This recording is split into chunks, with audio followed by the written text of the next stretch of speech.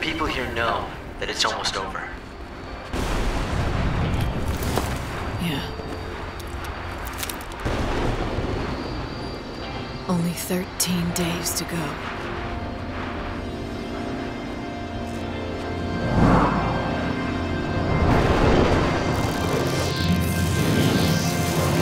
"500 years have passed since the events of Final Fantasy XIII-2. The world has been affected by the chaos that was released at the end of Sarah and Noel's journey and has had the interesting side effect of making everyone immortal. People can still get sick and die from being attacked, but no one ages, and no life can be created. Lightning is awakened by the god Bunavelza as the savior, the one that will guide souls from the old world to the next. Unfortunately for Lightning, she only has 13 days, after which the world will end, and a new one will be created by God. Lightning is joined by Hope, who has strangely reverted back to his childlike appearance from Final Fantasy XIII. He operates out of the Ark, a floating base that also houses Yggdrasil, the Tree of Life, which Lightning must help grow via Iradia, the energy of the souls she saves in the world of Nova Chrysalia, in order to delay the end of the world as much as she can. During Lightning's mission, Hope provides valuable commentary to assist her. Light! Chaos infusions are appearing faster than I can keep track. In fact, it seems that Hope has something to say about pretty much everything, which at times can be more reminiscent of Navi from Ocarina of Time. Look familiar? As you visit the various locations left in the world, you'll run into familiar faces from the previous Final Fantasy XIII titles, including Snow, Vanille, Fang, and Glad Zaz. you could make it. Took you long enough, didn't it? Fang. Unfortunately, the list of returning characters also includes some less favorable characters, such as one of Lightning's traits, whether intended or not, is her lack of emotion and what can be perceived as a lack of caring. To see Square Enix play more into this for Lightning Returns during various quests, such as talking to Chocolina or flinging Moogles into the sky, actually makes the character of Lightning feel more believable, which is something that has been needed for a long time. When thrown into the world of Nova Chrysalia for the first time, players may feel overwhelmed due to the time element. They may think that because of the time limit placed on the world, that they have to run around and do everything as fast as possible. At the end of the day, however, while yes, it is true that at the end of the 13th day the world does in fact come to an end, the reality is that players will find themselves with plenty of time to do all the things that need to be done successfully to complete Lightning's mission as the savior. In fact, as you get closer to the 13th day, you might find yourself becoming bored and struggling to find things to do. If players want to do absolutely everything in the game, then there are ways to help slow things down, such as the Chronostasis ability, which temporarily halts the passage of time. If you want to go the opposite direction though and move ahead, you can rest at an inn for a specified amount of time. Travel is also a small matter to consider. A train runs through the world using the city of Luxarion as its hub.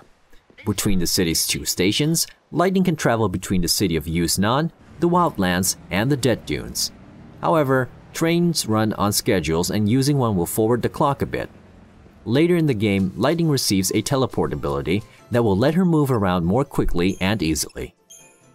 There are also certain events or characters that can only be visited at certain times of the day. If you fail to show up at certain times for certain quests, you will fail them, unable to try again. Parallel that with a dungeon whose mechanic involves doors that are only open at certain times during the day, and you have a system that doesn't provide a time management challenge for players as you might assume, but it rather just feels like it's there to add frustration to the game. One of the fan favorite features of Final Fantasy XIII-2 returns, and that is customization. Whereas in XIII-2 you could add decorations to your monster companions, Lightning Returns lets you customize Lightning's entire wardrobe. Schematics, which are custom appearance and skill sets that you can switch between in battle, are comprised of a garb, which can have its colors changed to your liking, a weapon, shield, 2 accessories, and 1 adornment. This system will waste hours of your time if you let it, and it is actually quite fun to be able to fully customize Lightning's appearance. However, there are certain garbs that you just don't find a better replacement for, and the freedom of customization quickly becomes transparent as you will want to use the outfits with the best stats, regardless of if they're to your liking or not. The battle system featured in Lightning Returns borrows the idea of paradigms from the previous titles, but instead of putting actions into a menu like traditional Final Fantasies, Lightning Returns lets you designate 4 abilities for every schemata you have. You collect abilities and spells from monsters, quests, and chests as you progress, and some GARPs even have actions built into them. Each action gets mapped to a single button, giving the player real-time control in battle. Each action has an ATB cost, and as you use these actions, the ATB gauge for that schemata will deplete. Once you get low, you need to switch to another schemata in order to continue fighting.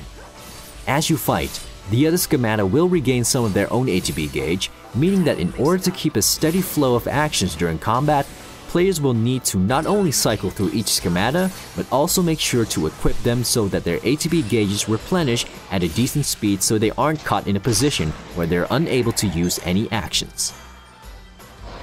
As with previous titles, you can stagger fiends in battle, which will temporarily weaken them to attacks, allowing you to dish out more damage. Previously, this has been an easy-to-read bar. The interface elements for stagger in previous titles was much simpler and is a step backwards in a battle system that is largely enjoyable. One important mechanic in the new battle system is guarding. A properly timed guard with your shield can be crucial to avoiding some serious damage. However, in some cases, guarding becomes a bit of a pain due to the time between when an enemy queues up an ability, which is announced via a red box that pops up with the name of the attack, the time of its execution, and by the battlefield simply becoming too busy with effects and making it hard to see even the monster you're fighting. A combination of spell effects and odd camera work can sometimes work against the player. What the hell? There are no level ups or experience points in Lightning Returns.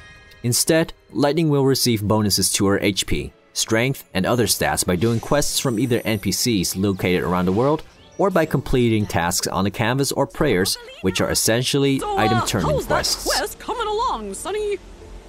What's great about these quests is that you can choose to accept them and go out and collect the required items, or you can just happen to gather them in the field and then turn them in later without having to have accepted it beforehand. Quests from NPCs are a little more involved and have you talking to some characters, running around to different areas, or acquiring more hard-to-find items. These quests are more involved and feature characters that aren't terribly memorable, but aren't horrible either. In Lightning Returns, players can climb ladders, jump over obstacles, and even slide down poles. It's great to have these types of options for exploration. However, these actions feel anything but fluid in a world where open games like Assassin's Creed exists. Additionally, while exploring different areas of the game, the textures seen in the world and its inhabitants can be astonishingly inconsistent. Another problem plaguing Lightning Returns is how the system creates random people to walk around in towns. On several occasions, these randomly generated characters will intrude into dialogue cutscenes with NPCs, and at multiple points have actually run into characters in the conversation and pushed them out of frame. Oh geez, you don't think it's too much, do you? Lightning Returns Final Fantasy XIII starts out as a game full of promise, but things go downhill the further you get into it. The combat system is solid, and the schematic customization is easy to get lost in. The art direction and soundtrack are beautiful in and of themselves. However, the areas of the world suffer from the limitation of the game's engine and lack of consistency in quality control. The story of Final Fantasy XIII and its characters is concluded in Lightning Returns, but both the ending and the road to it don't form a cohesiveness that you would expect from a Final Fantasy title.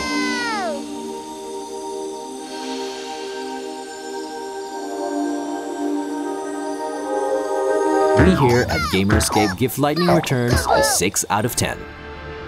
Damn it! What kind of answer is that?